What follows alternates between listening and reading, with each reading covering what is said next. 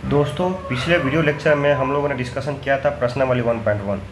उसमें सारे क्वेश्चन हम लोगों ने लगाए थे। इस वाले वीडियो लेक्चर में हम लोग करने वाले हैं प्रश्नावली 1.2, प्रश्नावली 1.3 और प्रश्नावली 1.4 के सारे क्वेश्चंस हम लोग इस वीडियो लेक्चर में करेंगे। चलो दोस्तों, आइए हम लोग स्टार्ट करते हैं प्रश्नावली 1.2 पहले। ठीक है, प्रश्नावली 1.2 में पहला क्वेश्चन नंबर 1 है प्रश्नावली 1.2 में पहला क्वेश्चन नंबर वन है, निम्नलिखित संख्याओं को अभाज्य गुणनखंडों के गुणनफल के रूप में व्यक्त कीजिए। हम इस सब का जो है ना फैक्टराइजेशन करना है या अभाज्य गुणनखंड करना है। एक एक करके हम लोग सारा क्वेश्चन करेंगे। देखिए, क्वेश्चन नंबर 1.1 का पहले देख लेते हैं। एक का बहुत आसान है, 140 है। 140 को हमको क्या करना है, अभाज्य गुणनखंड करना है। तो सबसे पहले 2 से देखेंगे, 2 से करेंगे तो कितना होगा, 70 होगा। फिर 2 से करेंगे तो कितना होगा, 35 होगा। अब देखिए, इसमें 3 से तो कटेगा नहीं, 5 से कर लेते हैं। 5 से करेंगे तो 5 से 35। अब 140 को क्या लिख सकते हैं, 140 को लिख सकते हैं 2 × 2 × 5 × 7, ऐसे लिख सकते हैं। क्वेश्चन नंबर 2 भी आसान है, क्वेश्चन नंबर 3 भी आसानी है। क्वेश्चन नंबर हम लोग 4 करके देखते हैं। चलिए 3 भी कर ही लेते हैं। क्वेश्चन नंबर 3825 है। देखने से लग रहा है कि सिर्फ 5 से तो कटेगा, लेकिन उससे पहले 2 से कटेगा, नहीं कटेगा। दोस्तों, पहले हम लोग को ये सब गुणनखंड, अभाज्य गुणनखंड करने से पहले हम लोग को ये जानना है कि 2 से विभाज्यता के नियम क्या है, 3 से क्या है, सारे के सारे विभाज्यता के नियम क्या है। अगर आप लोग जानते हैं तो ठीक है, नहीं जानते हैं तो इसको पढ़िए पहले। दोस्तों, 2 से विभाज्य नहीं हो सकता, क्यों? क्योंकि इसके लास्ट में 5 है, विषम संख्या है। सम संख्या होता जैसे 0 2 4 5 0 2 4 6 8 रहता तो क्या होता, ये 2 से कट जाता, लेकिन लास्ट में क्या है, 5 है, इसलिए नहीं कटेगा। 3 से विभाज्यता के नियम क्या है, सारे डिजिट को हम लोग जोड़ करके देखेंगे। 3 + 8 कितना हो गया, 11, 11 + 2 13, 13 + 5 18। 3 से कट जाएगा ये, क्यों? क्योंकि 18 जो है 3 से कट रहा है, इसलिए 3 से सारा संख्या कट जाएगा ये। तो 3 से कट के देखते हैं। 3 का 3 हो जाएगा, 3 दूनी 6, 2 3 7 21 और 3 5 15। अब देखिए कटेगा, यस, 3 से फिर से कट जाएगा। 3 चौका 12 और 25 × 75। अब 3 से कटेगा, नहीं कटेगा। 4 2 6 6 5 11 हो रहा है, 11 3 से नहीं कटता, इसलिए ये 3 से नहीं कटेगा।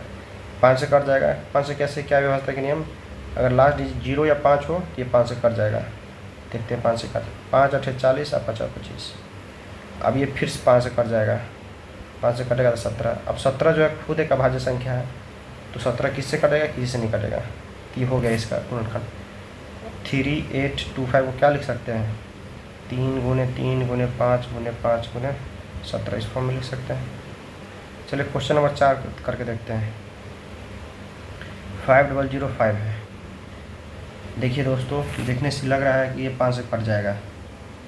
क्या 2 से कटेगा, नहीं कटेगा, क्योंकि लास्ट में विषम संख्या है। 3 से कटेगा, नहीं कटेगा, क्योंकि सबका अगर ऐड किया जाए तो 10 होता है, जो 10 3 से नहीं कटेगा।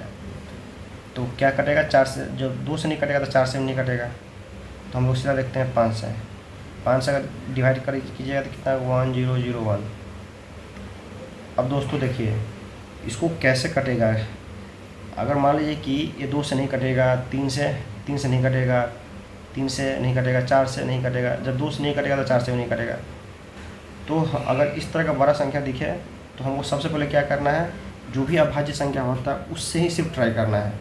जैसे 2 से ट्राई करना है, 3 से ट्राई करना है, 5 से ट्राई करना है, 7 से ट्राई करना है, 9 से नहीं ट्राई करना है। क्यों? जो 3 से नहीं कटेगा तो 9 से कैसे कर सकता है, तो 9 से वो ट्राई नहीं करना है। 10 से भी करने की जरूरत नहीं, 11 से, सिर्फ अभाज्य संख्या से ट्राई करना है। 11 13 के बाद क्या होगा, 17 होगा, फिर 19 होगा, फिर 23 होगा, फिर 29 होगा। इस तरीके से हमको ट्राई करते जाना है, इस सबसे ही सिर्फ ट्राई करना है। ठीक है। अब देखिए 2 से 3 से नहीं कट रहा, 5 से भी नहीं कट रहा, तो 7 से ट्राई करते हैं। 7 से करके देखते हैं। अगर 7 से करके देखें तो 7 इकाई 7 3 0 7 4 28 2 1 7 3 21 कट जाएगा। 7 से कट गया। ठीक है, अब फिर से देखते हैं 7 से। देखने से लग रहा है 7 दूनी 14, लास्ट में 3 बच जाएगा शेष, तो 7 से तो नहीं कटेगा। 7 के बाद 11 ट्राई करते हैं, 11 से काट, 11 का 11, 11 33 हो गया 13। अब 13 किससे कटेगा? 13 किसी से नहीं कटेगा, खुद एक अभाज्य संख्या है। 5 0 0 5, तो कैसे लिख सकते हैं? 5 × 7 × 11 × 13, इसको ऐसे लिख सकते हैं। चलिए दोस्तों, अब 5 नंबर के क्वेश्चन कर ही लेते हैं। 5 नंबर क्या है? 7429 है, ठीक है ना। इसको ट्राई करते हैं। सबसे पहले 2 से देखते हैं, 2 से नहीं कटेगा, क्यों? क्योंकि लास्ट में सम संख्या नहीं है। 3 से देखते हैं, सबको ऐड कीजिए। 7 4 11, 11 2 13, 13 + 9, 13 + 9 कितना होगा? 13 + 9 22 हो जाएगा, जो कि 3 से नहीं कटेगा, 3 से नहीं कटेगा। फिर 5 से कटेगा, नहीं काट पाएगा, क्योंकि लास्ट में 0 और 5 और वही 5 से कटेगा। चलिए 7 से ट्राई करते हैं, चलिए 7 से ट्राई करके देखते हैं। अगर 7 से ट्राई करेंगे, 7 कहें 7 0 7 6 42, 9 नहीं कटेगा, 7 से भी नहीं कटेगा। ठीक है दोस्तों, 7 से नहीं कट रहा है। 7 से नहीं कटेगा तो फिर क्या ट्राई करेंगे? 7 के बाद 11 से ट्राई करेंगे। 11 से देखिए, 11 6 66 होगा, 8 2 11 से 77, 77 5 9, ये 11 से भी नहीं कटेगा दोस्तों। जब 11 से नहीं कटेगा तो हम लोग किससे ट्राई करेंगे? नेक्स्ट 13 से देखते हैं। 13 5 65, 13 5 65 9, 13 7 91 और लास्ट में बचेगा 19। ये 13 से भी नहीं कटेगा, 13 से भी नहीं कटेगा। चलिए 13 से नहीं कटेगा तो हम लोग किससे ट्राई करेंगे? 17 से ट्राई करते हैं। 17 चौका 68, 4 2, 17 दूनी 14, 17 चौका देख कर इससे 17 से करते हैं, 17 चौका 68 होगा ना, 8 6 14 6 हो गया, 17 चौका 68, 17 क्या 51, 51 1 1 लास्ट में 17 17 7 119। दोस्तों देखिए 17 से कट जा रहा है, ये 17 से कटेगा कितना? 437 होगा, 437 17 से कट गया है। चलिए अब 17 से फिर से डिवाइड करके देखते हैं, 17 से क्या पता कर जाए फिर से। 17 दूनी 34, 9 लास्ट में 9 और 7 97, नहीं 17 से अब नहीं कटेगा। अब 17 से नहीं कटेगा तो फिर क्या? फिर शुरू से देखना है, नहीं 17 तक तो हम देख ही चुके सर। 17 से नहीं कटेगा, फिर 19 से ट्राई करेंगे। 19 से ट्राई कीजिए, 19 दूनी 38, 19 दूनी 38, 5 से हो जाएगा 5 7 19 3 57, यस 19 3 57। लास्ट में बचा 23, 23 खुद एक अभाज्य संख्या है, इसको काटने की जरूरत नहीं है। 7429 को क्या लिख सकते हैं? 17 × 19 × 23। दोस्तों देखिए question number 1, yes question number 1 हो गया है। अब हम लोग क्वेश्चन नंबर 2 देखेंगे। क्वेश्चन नंबर 2 क्या है देख लीजिए। पूर्णांकों के निम्नलिखित युग्मों के HCF और LCM ज्ञात कीजिए तथा इसकी जांच कीजिए कि दो संख्याओं का गुणनफल HCF और LCM होगा। हमें ये प्रूफ करना है दोस्तों। ये फार्मूला आप लोगों ने देखा है कि नहीं पता नहीं, लेकिन ये देख लीजिए। अगर कोई भी दो संख्या है, ठीक है, दो संख्याओं का LCM, मान लें कि दो संख्या A और B है, ठीक है, दो संख्या क्या है? दो संख्या मान लीजिए कि A और B है ना। दो संख्या क्या क्या है? LCM निकालते हैं पहले। LCM ऑफ AB इंटू हम लोग HCF निकालेंगे इन दोनों संख्या AB। इन दोनों को जब मल्टीप्लाई करेंगे ना, ये प्रोडक्ट के बराबर होगा। प्रोडक्ट मतलब गुना प्रोडक्ट ऑफ AB के प्रोडक्ट के बराबर होगा। यही है एक फॉर्मूला। इसी बेसिस पे क्या है हमारा जो क्वेश्चन है, जो क्वेश्चन नंबर 2 है, क्वेश्चन नंबर 3 है और क्वेश्चन नंबर 4 है। तीनों क्वेश्चन इसी फॉर्मूला पे बेस्ड है। ठीक है दोस्तों, तो हम लोग एक एक करके सवाल इस क्वेश्चन को सोल्व करते हैं। ठीक है, सबसे पहले क्वेश्चन नंबर हम लोग 2 देख लेते हैं। क्वेश्चन नंबर 2 क्या है? क्वेश्चन नंबर 2, ठीक है, यहाँ पे ले आते हैं।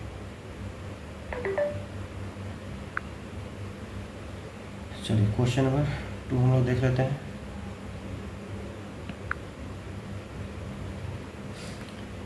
पूर्णांकों के निम्नलिखित युग्मों के HCF और LCM ज्ञात कीजिए तथा इसकी जांच कीजिए कि दो संख्या गुणनफल LCM और HCF के बराबर है कि नहीं। हमको जांच करना है, वही वाला फॉर्मूला है। क्या है? सबसे पहले एलसीएम निकालेंगे। जैसे क्वेश्चन नंबर 2 का 1 देखिए, 26 और क्या है, 26 और 91 है ना। तो हम क्या करेंगे, एलसीएम निकालेंगे। ठीक है, एलसीएम 26 और 91 का निकालेंगे। एलसीएम क्या होगा, एलसीएम निकालने से पहले हम लोग क्या करना पड़ेगा, 26 को अभाज्य गुणनखंड कर लीजिए। अभाज्य गुणनखंड कीजिएगा तो कितना होगा, 2 गुने 13, 13 दूनी 26 हो जाएगा।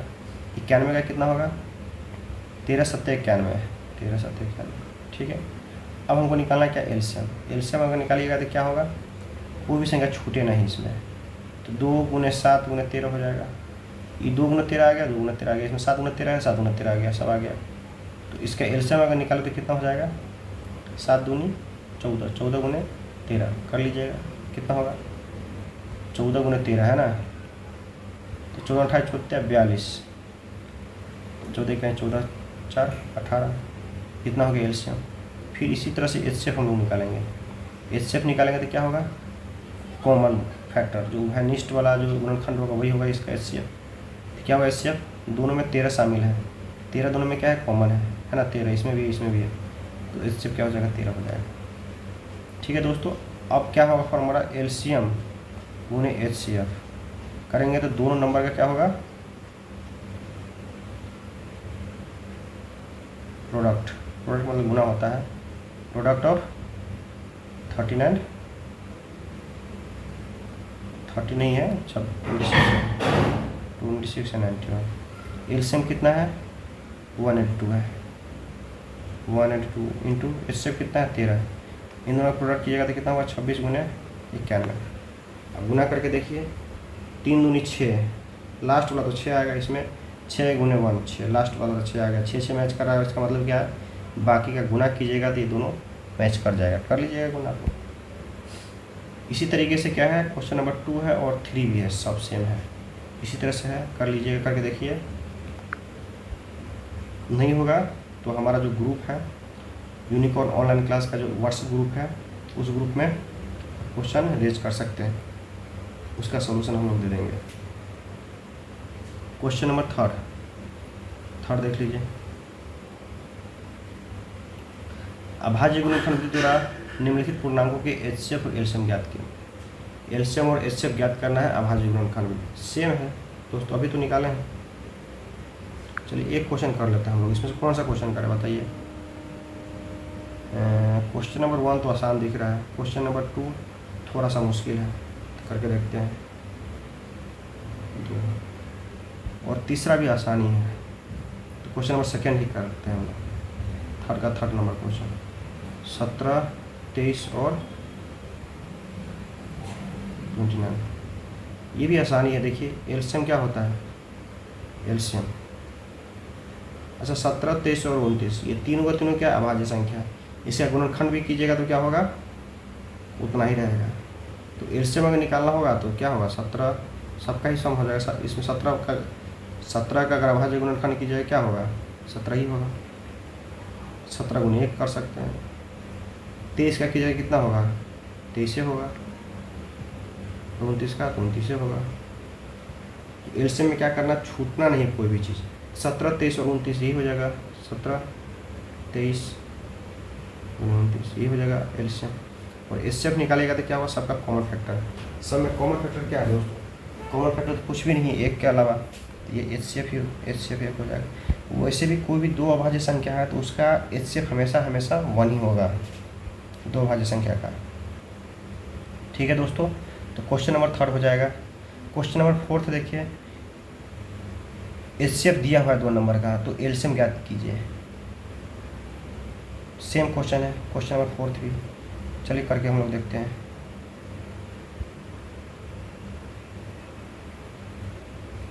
क्वेश्चन नंबर 4 नंबर देख लीजिए क्या है, एचसीएफ क्या है, एचसीएफ 2 नंबर है, 306 और 657 है। इन 2 संख्याओं का एचसीएफ कितना है, 9 है। तो हमको क्या निकालना है, एलसीएम निकालना है ना। एलसीएम बाय व्हाट दोस्तों, अगर ये क्वेश्चन जो है ऊपर वाला अगर एचसीएफ नहीं देता तभी भी हम लोग एलसीएम निकाल सकते थे। ठीक है, तो दे दिया तो कोई दिक्कत नहीं है। एलसीएम निकालना है तो इसको सबसे पहले क्या करना पड़ेगा, अभाज्य गुणनखंड करना पड़ेगा। करके देखते हैं हम लोग। 306 और 657 दोनों को क्या करना पड़ेगा, अभाज्य गुणनखंड करना पड़ेगा। चलिए करके देखते हैं। 306 का देखिए दोस्त 2 से कट जाएगा, यस 2 से कट जाएगा। अब दोस्तों 2 से नहीं कटेगा ये, अब देखते हैं किससे कटेगा, 3 से कटेगा, यस कट जाएगा। 5 1 6 3 9 9 है, 3 से 2 बार कटेगा, 3 5 15 3 1 3, फिर 3 से कट जाएगा, 17 3 क्या हो, अब नहीं कटेगा। 306 को क्या लिख सकते हैं, 2 × 3 × 3 × 17 और 657 का करके देख लेते हैं। 657 को ये देखिए 2 से कटेगा, नहीं कटेगा, 3 से कटेगा, करके देखिए। 7 5 12 6 18 18 है तो 3 बार 9 से भी कट जाएगा, 18 है तो 3 से 2 बार कटेगा ये। 3 दूनी 6, 3 इकाई 3, 9 3 27, फिर 3 से कटते हैं, 3 7 21, 3 3 9, अब ये नहीं कटेगा। 73 तो 73 क्या ये अभाज्य संख्या है, यस ये अभाज्य संख्या है। 73 किसी भी नंबर से नहीं कटेगा। अब ट्राई करके देखिए, किसी नंबर से कटता है तो वैसे कटेगा नहीं। तो इसका अगर अभाज्य गुणनखंड किया जाए तो क्या होगा, 3 × 3 × 73। दोस्तों इसका एचसीएफ निकालना आसान था क्योंकि इसमें कॉमन 3 × 3 है, 3 × 3 है। एचसीएफ तो निकाल लिए भाई साहब ने, ग्रुप वाले 3 × 3 9। एलसीएम निकाल के दिखाया। एलसीएम में क्या होगा, कुछ भी छूटे नहीं। 2 × 3 × 3 गुने इसमें 17 आ गया और इसमें 73 आ गया। इसको कैलकुलेट कीजिए और आंसर पाइए। तो कैलकुलेट कीजिए और आंसर पाइए और मैच कराइए। आ रहा है कि नहीं आया तो बताइए, फिर ग्रुप में करके दिखा देंगे फिर इसको। ठीक है दोस्तों, क्वेश्चन अब हम लोग 5 पे आते हैं। क्वेश्चन नंबर 5 क्या है, जांच कीजिए कि क्या किसी प्राकृत संख्या n के लिए संख्या 6n अंक 0 पर समाप्त हो सकता है। देखिए दोस्तों, इस तरह का जो क्वेश्चन है जो कंपटीशन में बहुत पूछे जाते हैं। ठीक है दोस्तों, तो इसमें तो सिर्फ 6 के लिए पूछा है, लेकिन मैं आपको बताऊंगा सारे सबके लिए कि लास्ट डिजिट क्या होगा किसी भी नंबर का। ठीक है, जैसे 2 के पावर मान लीजिए कि n है, वेयर n क्या है, नेचुरल नंबर है, प्राकृतिक संख्या है, नेचुरल नंबर बोल दीजिए। ठीक है, तो क्या 2 के पावर जब n होगा तो क्या क्या डिजिट हो सकता है। ठीक है, ये नेचुरल नंबर है, 1 से स्टार्ट है, 0 करना कोई मतलब नहीं है क्योंकि किसी भी डिजिट कोई भी नंबर है अगर पावर 0 है तो उसका वैल्यू हमेशा 1 होता है। तो 2 के पावर n है, 2 के पावर चलिए 1 लेके चलते हैं, तो क्या होगा, 2 के पावर 1 2 होगा, 2 के पावर 2 कितना होगा, 4 होगा, 2 के पावर 3 क्या होगा, 2 दूनी 4, 4 दूनी 8, 2 के पावर 4 कितना होगा, 8 दूनी 16, 2 के पावर 5 क्या होगा, 32। फिर से 2 सब रिपीट करने लगेगा, देख लीजिए 2 के पावर 6 करके देखिए, 32 दूनी 64, फिर 2 से बाद 4। समझ में आया, 2 के पावर अगर कुछ भी हो तो क्या आना है, यही 2 4 8 6 यही लास्ट में आना है। 2 के पावर कुछ भी हो, 2 4 8 6 लास्ट में 6 है ना, तो यही 6 यही 4 डिजिट आएगा। 2 के पावर कुछ भी हो जाए यही 4 डिजिट आने वाला है। अब हम लोग इसी तरह से 3 का भी देख सकते हैं। 3 के पावर 1 अगर लेते हैं तो कितना हो जाएगा, 3 ही होगा, 3 होगा। 3 के पावर 2 करके देखते हैं, 3 3 9 होगा। 3 के पावर 3 देखेंगे तो कितना होगा, 3 3 9 27, और फिर 3 के पावर 4 करके देखते हैं, 27 3 81 हो गया ना। फिर 3 के पावर 5 देखिए सेम आएगा, फिर 3 4 3 नहीं 2 4 3 आएगा, फिर से रिपीट होने लगा। 3 के पावर कुछ भी हो, 3 9 7 और 1 यही चीज़ आएगा। ठीक है दोस्तों, वैसे ही 4 का भी देख लीजिए। 4 के पावर 1 4 होगा, और 4 के पावर 2 4 4 16, फिर 4 के पावर 3 निकलेगा तो 16 4 64, फिर 4 ही आ जाएगा। तो 4 के पावर कुछ भी हो, लास्ट में 6 4 और 6 ही आएगा। ठीक है, ऐसे ही 5 के पावर देखिएगा तो 5 के पावर 1 5, 5 के पावर 2 भी 25, 5 के पावर 3 125। तो 5 के पावर कुछ भी हो लेकिन लास्ट डिजिट क्या होगा, हमेशा 5 ही आएगा। इसी तरह से 6 के पावर देखते हैं। 6 के पावर 1 कितना होगा, 6, 6 के पावर 2 कितना होगा, 36, और 6 के पावर 3 216। तो 6 के पावर भी कुछ भी हो, लास्ट में हमेशा सिर्फ 6 ही आने वाला है। ऐसे ही दोस्तों 7 का भी करके देख लेंगे। 7 के पावर 1 7, 7 के पावर 2 49, 7 के पावर 3 343, और 7 का पावर 4, 7 3 21, लास्ट में 1 आएगा, है ना। इसी में 7 से मल्टीप्लाई कर दीजिए, लास्ट में 1 आ जाएगा। फिर 7 के पावर 5 कीजिएगा तो फिर 7 से मल्टीप्लाई कीजिएगा तो फिर 7 आ जाएगा। तो 7 9 3 1, यही 4 डिजिट रहने वाला है 7 के पावर में। दोस्तों हम आप देख लिए, इस तरह से हम लोग कर सकते हैं। लेकिन क्वेश्चन पे आते हैं। क्वेश्चन में सिर्फ पूछा है क्या, क्वेश्चन में सिर्फ पूछा गया है 6 के लिए। तो 6 के लिए क्या है, हमेशा 6 के पावर कुछ भी रहे हमेशा 6 ही आना है।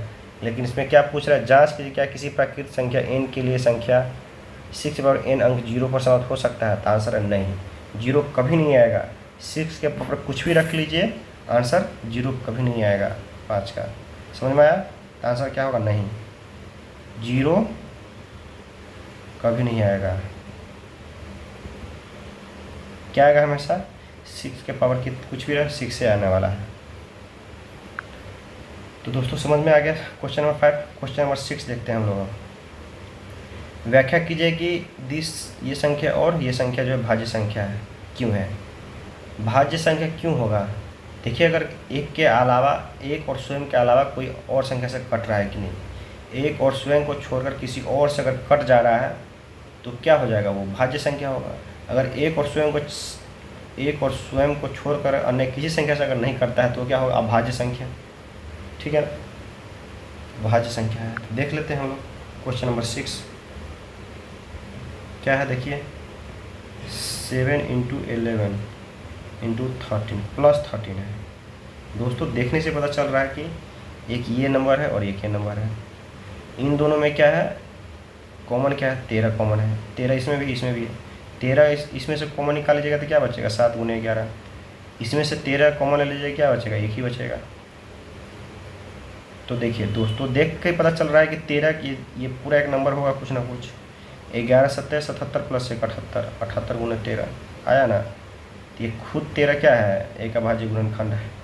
मतलब 13 का गुणनखंड है ना, इसका मतलब क्या हुआ, ये भाज्य संख्या होगा। भाज्य संख्या तो हो ही नहीं सकता, क्योंकि भाज्य संख्या क्या होता है, भाज्य संख्या जो एक और स्वयं को छोड़ किसी से न कटे। लेकिन यहाँ पर 13 से भी कट रहा है, 78 से भी कट रहा है, इसलिए क्या है, भाज्य संख्या है।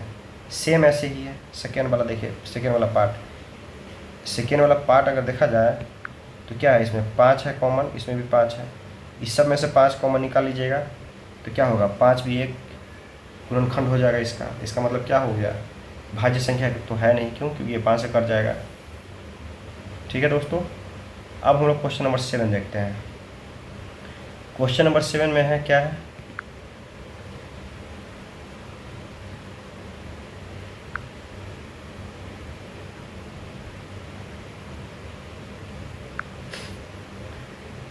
चलिए क्वेश्चन नंबर 7 हम लोग देखते हैं। क्वेश्चन नंबर 7 में है, किसी खेल के मैदान के चारों ओर एक वृत्ताकार पथ है। ठीक है, एक वृत्ताकार पथ है। इस मैदान का एक चक्कर लगाने में सोनिया को 18 मिनट लगते हैं। एक अगर चक्कर लगाती है सोनिया तो कितना लगता है, सोनिया को 18 मिनट लगते हैं। सोनिया कितना, 18 मिनट लगते हैं। जबकि इसी मैदान के एक चक्कर लगाने में रवि को 12 मिनट लगते हैं। रवि को कितना, 12 मिनट। मतलब रवि क्या है, फास्ट दौड़ रहा है, उसको 12 मिनट में कंप्लीट कर रहा है, और सोनिया को 18 मिनट लग जा रहा है, इसलिए सोनिया का स्लो गति से जा रही होगी। मान लीजिए कि वे दोनों एक ही स्थान पर एक ही समय पर चलना प्रारंभ करते हैं, करके एक ही दिशा में चलते हैं। अच्छा, एक ही दिशा में चल रहे हैं। देखिए जब भी इस तरह क्वेश्चन हो, ठीक है, एक सोनिया है और एक रवि है, ठीक है, और दोनों का दोनों क्या है, एक ही डायरेक्शन में मूव कर रहे हैं। ये मान लीजिए कि सोनिया है और ये क्या है, रवि है। ये सोनिया है और ये रवि है, ठीक है। जब दोनों का दोनों एक ही डायरेक्शन में अगर मूव कर रहा है और पूछा जाए कि अगली बार वो लोग कब मिलेंगे, मतलब प्रारंभिक स्थान पर ही अगली बार कब मिलेंगे, तो इस तरह के क्वेश्चन में हम लोग क्या निकालते हैं, एलसीएम निकालते हैं। ठीक है, तो 2 नंबर दिया हुआ है, उसका एलसीएम निकालना है। एलसीएम ऑफ 12 और 18, इन दोनों का एलसीएम निकालिएगा तो 12 का क्या हो जाएगा, 2 × 2 × 3, और 18 का क्या हो जाएगा, 2 × 3 × 3। एलसीएम निकालना है तो क्या हो जाएगा, दोनों में सब का सब, कोई भी छूटना नहीं चाहिए। तो इसमें 2 को 2 है, फिर इसमें 3 1 है, इसमें 3 2 है, तो ये भी ले लीजिए।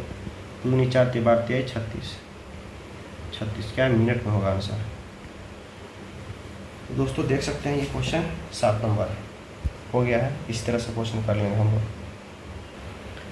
दोस्तों प्रश्नावली 1.2 खत्म हो चुका है। अब हम लोग स्टार्ट करते हैं प्रश्नावली 1.3।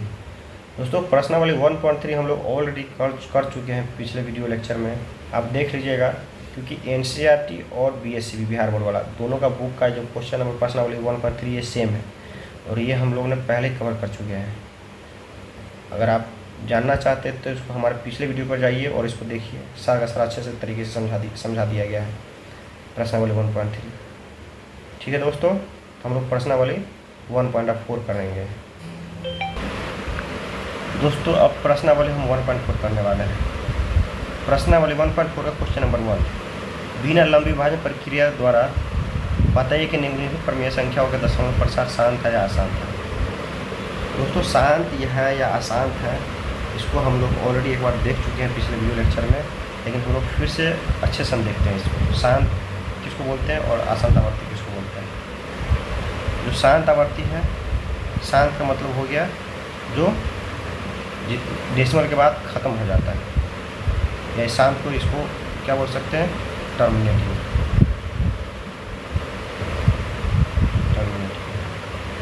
और अशांत किसको बोलते हैं, नॉन टर्मिनेटिंग, मतलब जो ख़त्म नहीं हो रहा है। शांत देख लीजिए एग्जाम्पल, जैसे लास्ट में मान लीजिए कि नीचे 4 है तो इसको डेसिमल में 0.25 लिख सकते हैं, ख़त्म हो गया 0.25, इसके बाद आगे कुछ नहीं जा रहा है, इसी पे ख़त्म हो गया, इसी को बोलते हैं शांत, मतलब टर्मिनेट हो जाए। और अशांत जो नॉन टर्मिनेटिंग है, जो कभी ख़त्म नहीं होगा, जैसे 1/3 जब 1/3 को अगर डिवाइड कीजिएगा तो 0.3333 ज़्यादा चला जाएगा, कभी ख़त्म ही नहीं होगा ये, इसको क्या बोलेंगे, नॉन टर्मिनेटिंग। ठीक है, तो क्या शांत और अशांत जो आवर्ती है, क्या ये परिमेय संख्या होती है? हाँ बिल्कुल दोस्तों, शांत जो है वो तो बिल्कुल ही परिमेय संख्या होती है। हर एक शांत, जितना भी शांत आवर्ती है वो सारा का सारा क्या होगा, परिमेय संख्या होगा। और अशांत में कुछ टर्म एंड कंडीशन है, अशांत में सारे के सारे अशांत जो है परिमेय संख्या नहीं होता है। ठीक है दोस्तों, तो हम लोग जो देखेंगे परिमेय संख्या, अशांत में भी परिमेय संख्या कौन हो सकता है। सारे के सारे अशांत जो है परिमेय संख्या नहीं होती है, कुछ अशांत जो है परिमेय संख्या होगी और कुछ अशांत परिमेय संख्या नहीं होगी। तो हम लोग देखते हैं कि कौन कौन सा परिमेय संख्या है या कौन कौन सा अपरिमेय संख्या है। जैसे दोस्तों अगर सेम रिपीट कर रहा है, अगर मान लीजिए कि अशांत है जो कभी ख़त्म नहीं हो रहा है डिजिट डेसिमल के बाद, ठीक है, ख़त्म नहीं हो रहा वो ठीक है, लेकिन अगर रिपीट होगा, फिर से ध्यान सुनिए, अगर रिपीट होगा तो वो परिमेय संख्या होगा, अगर रिपीट नहीं होगा तो परिमेय संख्या नहीं होगा, वो क्या होगा, अपरिमेय संख्या होगा। ठीक है दोस्तों, तो क्या ये 1/3 परिमेय संख्या है? यस परिमेय संख्या। क्यों? क्योंकि 0.3 को 0.3 बार लिख सकते हैं, ये हमेशा रिपीट करते जा रहा है। इस तरह की संख्या होती है, क्या है, अपरिमेय संख्या, परिमेय संख्या होगा, अपरिमेय संख्या नहीं होगा। चलिए एक और एग्जाम्पल लेकर देखते हैं। 0.25, फिर 25, फिर से 25 नहीं, 0.253 है, 253 है, इतना ही दिया हुआ है। तो क्या ये परिमेय संख्या? यस परिमेय संख्या है। मान लीजिए कि डॉट डॉट डॉट दिया है, ये रिपीट होते जा रहा है, 253 है, 253 फिर से रिपीट हो रहा है, इसको 0.253 बार लिख सकते हैं। देखिए दोस्तों ये रिपीट हो रहा है, इसलिए क्या ये परिमेय संख्या है। ठीक है, इसको परिमेय संख्या को चेंज करेंगे, क्या तरीका, डेसिमल को हटाइए और 253 डिवाइड बाई 999, जितना भी बार आता है ना उसको जब हटाते हैं तो 9 आता है। ठीक है, तो ये क्या है, अशांत, अशांत है लेकिन परिमेय संख्या। क्या है ये, परिमेय संख्या है, रेशनल नंबर है। ठीक है दोस्तों, परिमेय संख्या किसको बोलते हैं, परिमेय को इंग्लिश में बोलते हैं क्या, रेशनल नंबर। कन्फ्यूज मत होइएगा, पिछले वीडियो लेक्चर में हमने लिया है, उसमें इंग्लिश वर्ड का थोड़ा ज़्यादा यूज किया गया है, तो घबराइएगा मत। और अपरिमेय संख्या को क्या बोलते हैं? Irrational number.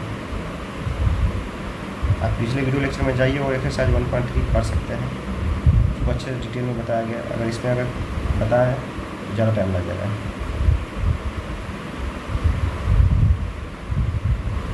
इरेशनल नंबर है, ठीक है। चलिए अब हम लोग स्टार्ट करते हैं। दोस्तों हम लोग शांत और अशांत कैसे पता चलेगा कि शांत है कोई भी नंबर, मतलब कोई भी भिन्न जो है शांत है कि अशांत है, हम लोग कैसे पता चल करेंगे, ठीक है। दोस्तों जो न्यूमरेटर होता है और डिनोमिनेटर, इसको हिंदी में क्या बोलेंगे? ऊपर वाला को अंश बोलते हैं और नीचे वाला को भाग बोलते हैं। हर अगर 2 के पावर n और 5 के पावर n, मतलब 2 और 5 के मल्टीपल में होगा तभी वो क्या होगा? शांत होगा। समझे दोस्तों? 2 और 5 के मल्टीपल में होगा तभी वो शांत होगा, अदरवाइज क्या हो जाएगा? अशांत हो जाएगा, ठीक है। तो हम लोग देखते हैं क्वेश्चन में नीचे वाला। देखिए नीचे वाला को हम लोग क्या करेंगे? फैक्टराइजेशन करेंगे। क्वेश्चन नंबर 1, ये शांत है या अशांत है? हमको इसको कैलकुलेट नहीं करना है, भाग देकर नहीं देखना है, ऐसे ही बताना है, ठीक है। अब इसको जो है फैक्टराइज करके देखिए कि 2 के पावर 2 और 5 के पावर में है कि नहीं। वही है कि इसके अलावा भी कुछ है। 3125 5 से डिवाइड कीजिए, क्या होगा? 5 6 30, 5 कहीं 5 नहीं, 5 दूनी 10, 50 25, 5 से कीजिएगा तो 125, 5 से कीजिएगा 25, 5 से कीजिएगा 5। देख सकते हैं दोस्तों ये 5 के पावर कितना है? 1 2 3 4 5 है ना। ये 5 के पूरा का फैक्टर है, तो क्या शांत होगा? यस, ये वैल्यू क्या होगा? शांत होगा। डिवाइड पूरा हो जाएगा। 2 और 5 के मल्टीपल में अगर होगा तभी वो शांत होगा, बाकी में क्या होगा? अशांत हो जाएगा, ठीक है दोस्तों। 8 देखिए, इसको क्या लिख सकते हैं? 2 के पावर 3, सिर्फ 2 है इसलिए क्या है? ये क्या होगा? ये शांत हो जाएगा, ये कट जाएगा पूरा का पूरा, ठीक है दोस्तों। ये वाला देखिए 455 को मुझे फैक्टराइज करके देखिए 455 को। क्वेश्चन नंबर 3 है 64 डिवाइड बाई 155 है ना। तो हमको 455 का क्या करना है? फैक्टराइज करना है। 455 का फैक्टराइज कीजिएगा, देखने में लग रहा है कि 5 से कट जाएगा। 5 9 45, 5 गए 5। आप देख लीजिए, देखने से पता चल रहा है कि 5 के फैक्टर में बचेगा नहीं। 13 7 91 हो जाएगा, ठीक है। तो इसको क्या लिख सकते हैं? 64 डिवाइड बाई 5 तो है, ठीक है, लेकिन 7 में 13 गुने 7 भी आ गया। ये सिर्फ 5 और 2 के मल्टीपल में नहीं है, 13 और 70 है। ये क्या हो जाएगा? ये शांत तो कभी नहीं होगा, ये क्या हो जाएगा? अशांत हो जाएगा। आया समझ में दोस्तों? चलिए क्वेश्चन नंबर 4 देखते हैं हम लोग। क्वेश्चन नंबर 4 देखने से लग रहा है ये हमेशा जीरो वाला जो है उसको देखने का जरूरत नहीं है, क्योंकि कोई भी जीरो होगा 2 और 5 के फैक्टर में ही होगा। 16 है तो 16 के 2 के पावर क्या लिख सकते हैं? 4 लिख सकते हैं, उन्हें 10 के पावर 2।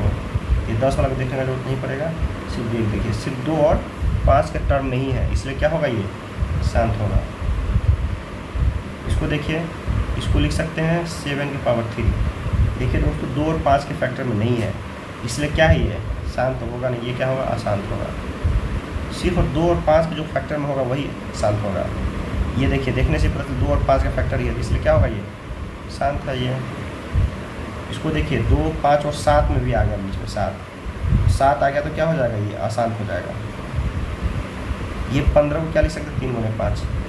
5 तो ठीक है, लेकिन 3 आ गया ना, ये भी 3 आएगा तो क्या हो जाएगा? ये फिर अशांत हो जाएगा ये। 50 देखिए दोस्तों, 50 को करने का जरूरत नहीं है। 2 और 5, 10 को देखने मत देखिए और 5 देखिए, या इसको लिख सकते हैं 2 गुने 5 के पावर 2 लिख लीजिए। 2 और 5 के फैक्टर में ही है, इसलिए क्या है? ये शांत हो जाएगा। 710 को क्या लिख सकते हैं? 2 गुने 5 10 हो गया, गुने 3 गुने 7। अब देखिए 2 और 5 के अलावा 3 और 7 हो गया, इसलिए क्या हो जाएगा? ये अशांत हो जाएगा। तो आगे क्वेश्चन नंबर 1 समझ में है दोस्तों, ऐसे निकाल लेंगे हम लोग। चलिए क्वेश्चन नंबर 2 हम लोग देखते हैं। चलिए दोस्तों हम लोग क्वेश्चन नंबर 2 करेंगे। क्वेश्चन नंबर 2 में क्या है? ऊपर दिए गए प्रश्न में उन परिमेय संख्याओं के दशमलव प्रसारों को लिखिए जो शांत है। जो शांत है उसी का हमको क्या करना है, डेसिमल में लिखना है। तो शांत कौन कौन था, शांत है क्वेश्चन 1 नंबर था शांत, है ना, 1 नंबर शांत था, 2 नंबर भी शांत था। तो कोई भी एक करके हम लोग देख लेते हैं। चलिए क्वेश्चन नंबर 1 करके देखते हैं हम लोग। क्वेश्चन नंबर 1 जो था क्या था, 13 डिवाइड बाई 3175, यही था ना, 3125 है,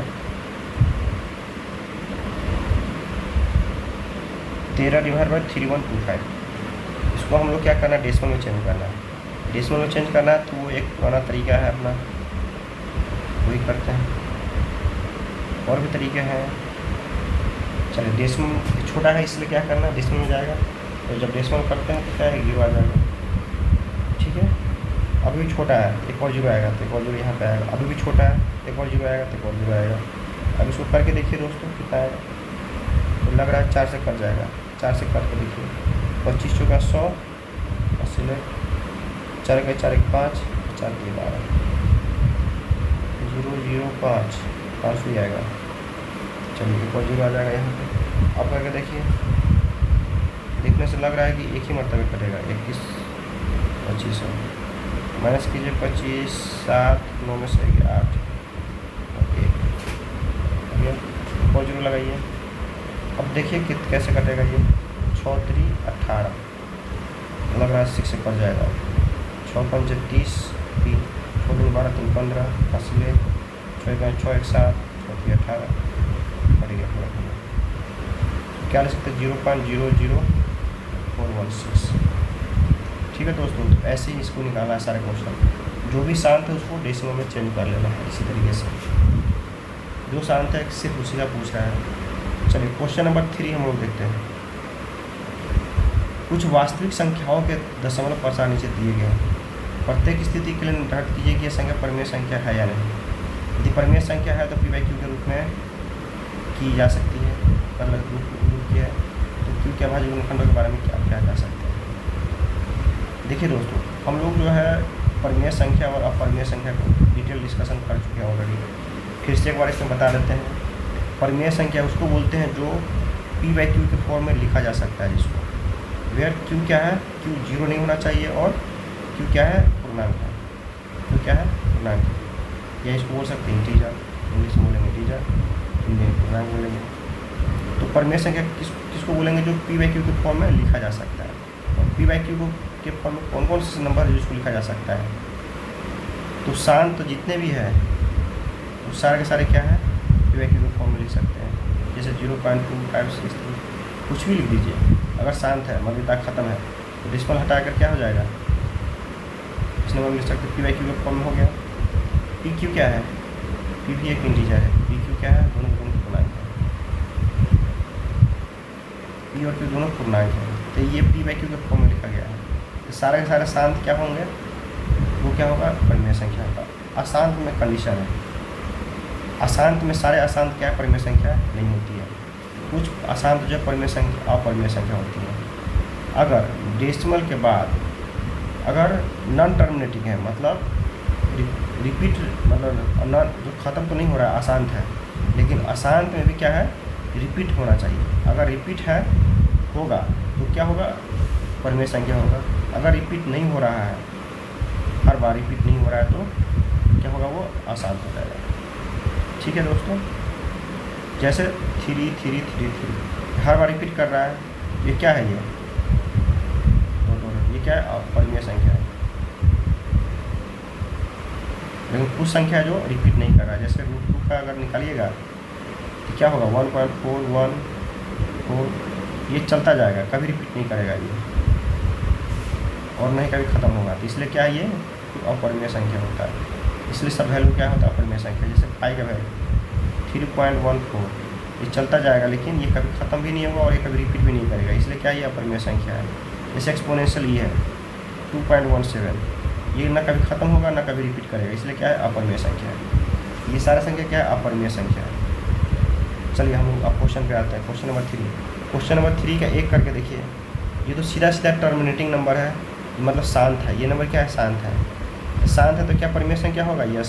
शांत है तो क्या है, अपरिमेय संख्या होगा, क्योंकि सारे शांत जो संख्या होती है शांत आवर्ती के वो सारे के सारे क्या है, परिमेय संख्या होगा। ये देखिए दोस्तों, ये क्या है, ख़त्म होने वाला नहीं है। अब देखते हैं क्या ये रिपीट कर रहा है कि नहीं। देखिए अगर इसको ध्यान से देखा जाए तो 12 के बाद 1 जीरो है, फिर 12 के बाद 2 जीरो है, फिर 12 के बाद 3 जीरो, 12 के बाद 4 जीरो, ऐसे ही चलता जाएगा 12 के बाद 5 जीरो। ये कभी भी क्या होगा, ख़त्म नहीं होने वाला है और ना ही कभी रिपीट हो रहा है, क्योंकि हर बार क्या है, 1 जीरो बढ़ जा रहा है, रिपीट भी नहीं हो रहा है और ना ही ख़त्म हो रहा है। ये क्या अशांत है? यस, अशांत तो है, लेकिन अशांत में क्या है, अपरिमेय संख्या। क्या ये अपरिमेय संख्या? तो समझ में आ गया अपरिमेय संख्या किसको बोलेंगे?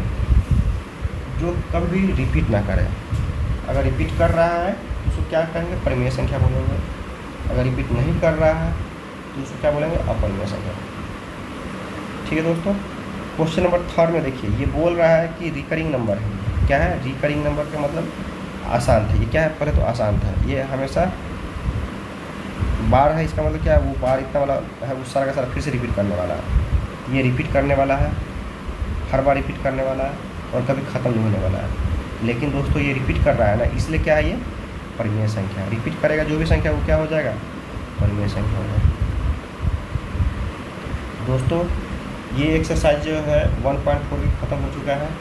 अगर इसमें आप लोगों में से किसी को डाउट है तो आप हमारा एक व्हाट्सएप ग्रुप है यूनिकॉर्न ऑनलाइन क्लासेस का, उसमें अगर आप लोग ज्वाइन कर लीजिए उस ग्रुप को।